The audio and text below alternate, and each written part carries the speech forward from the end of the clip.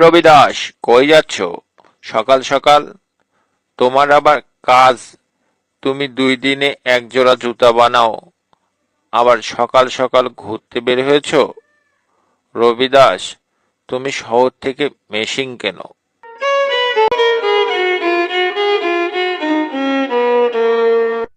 দাদা, আপনি যা বলেন! মেশিন কেনার অবস্থা থাকলে কি আর আমি জুতা বানাই? অন্য কোনো কাজের সন্ধানে যাচ্ছি। এ কাজ দিয়ে আর জীবন চলছে না দাদা।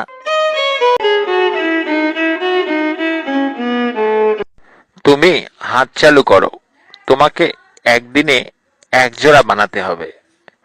তোমার হাতের কাজ খুব সুন্দর, তুমি তাহলে একটু সচ্ছলতার মুখ দেখবা। রবি দাস, বুঝছো?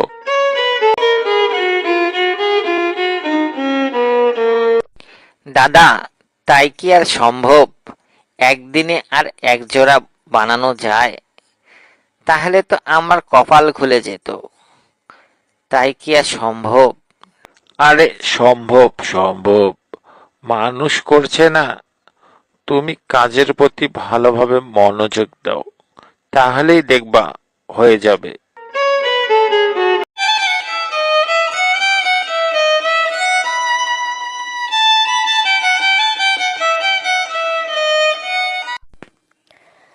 আজকে সুতা আনা লাগবে, না হলে আর কালকে জুতা বাজারে নিয়ে বিক্রি করতে পারবা না। ভগবান কোন দিন যে মুখ চেয়ে দেখবে। এভাবে আর সংসার করতে ভালো লাগে না, মনে হয় মরে যাই। কি করব? কিছু টাকা খরচ গেছে, এর জন্য কালকে সুতা আনতে পারি নাই। দেখি, হাটে আজকে যাই, মহাজনের কাছ থেকে বাকিতে কিছু সুতা নিয়ে আসবো।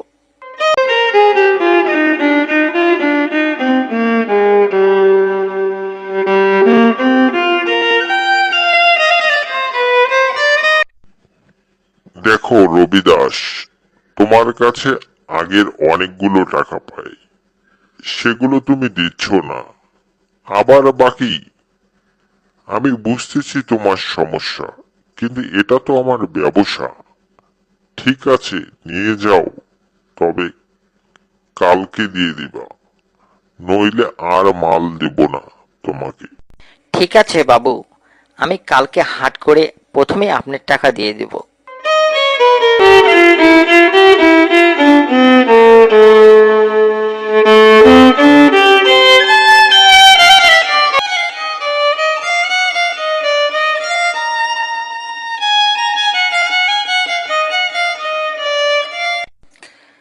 কাল হাট করে উপার্জন হবে 300 টাকা, মহাজনই পাবে 200 টাকা। তাকে যদি দেই, তাহলে কিভাবে সংসার চলবে? হায় ভগবান, আমাকে একটা পথ দেখাও। লোকটা এত সমস্যায় জীবনযাপন করছে, তারপরও ভগবানের প্রতি ভরসা রেখেছে। আমি ওকে কোনোভাবে সাহায্য করতে পারি নাকি, দেখি তো। ওর ভাগ্যই এরকম লেখা আছে। তুমি সাহায্য করতে চাইলেও ও বড় হতে পারবে না, তখন ওর লোভ বেড়ে যাবে। তাই ওর ভাগ্যের সাথে যুদ্ধ করতে দাও।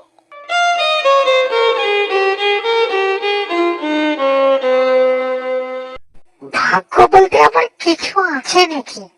আমি ওকে সাহায্য করব, ওর আমি সুখ দেখতেই চাই, দেখি। ঠিক আছে, তুমি যাও তাহলে ওর সাথে, দেখবা এক সময় লোভে তোমাকে ওরা বন্দি রাখতে চাইবে, তখন বুঝবা ভাগ্য কি জিনিস।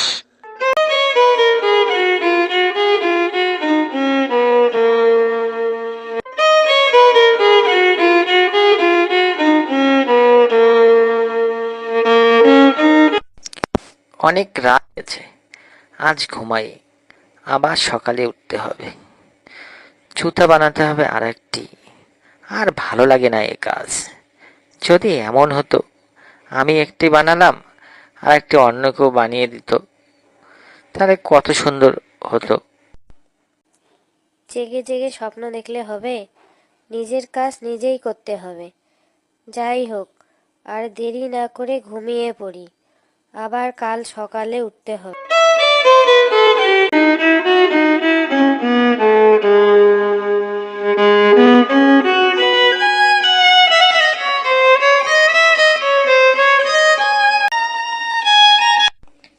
লক্ষ্মী, লক্ষ্মী, দেখো কাল রাতের কথা কেউ শুনছিল মনে হয়।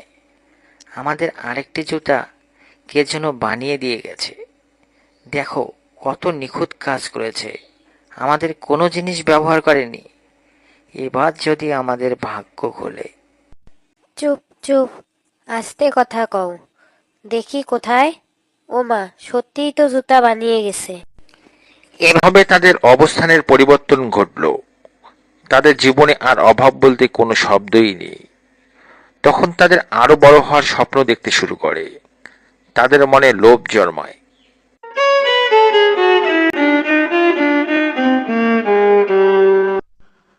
কি ব্যাপার রবি দাস, তোমার জুতা নাকি পরি বানিয়ে দেয়?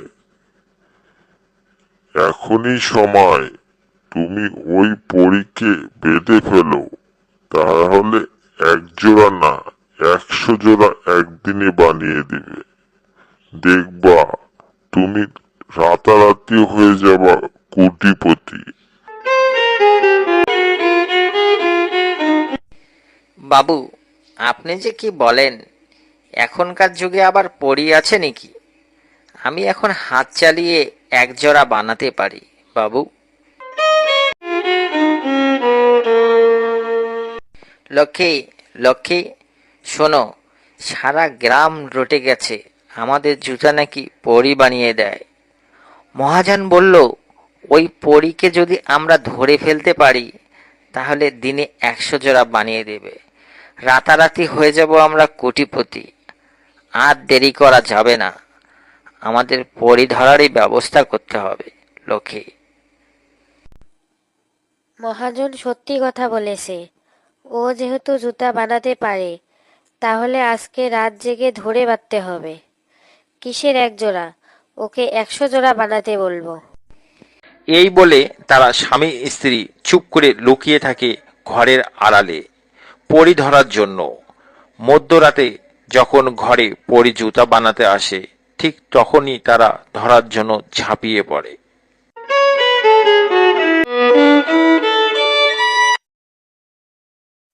আসলে ভাগ্য বলে একটা কথা আছে। আমি তোমাদের উপকার করতেছিলাম আর তোমরা আমাকে বন্দি করতে চাচ্ছ। এটাই হলো লোভ। আসলে বিনা পরিশ্রমে কিছু দিতে নেই। আমি চলে গেলাম।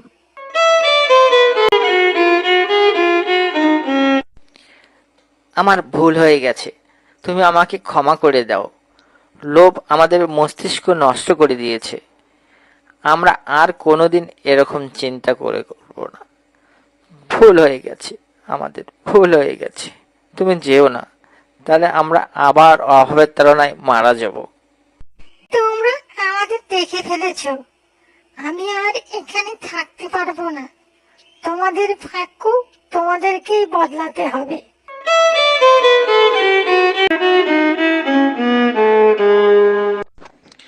সব কথার এক কথা হলো, বেশি লোভ করতে নেই। মানুষ নানান কথা বলবে, আগে নিজের ভালো চিন্তা করাই উত্তম কাজ। তাই আবার তাদের জীবনে দুঃখ চলে আসলো।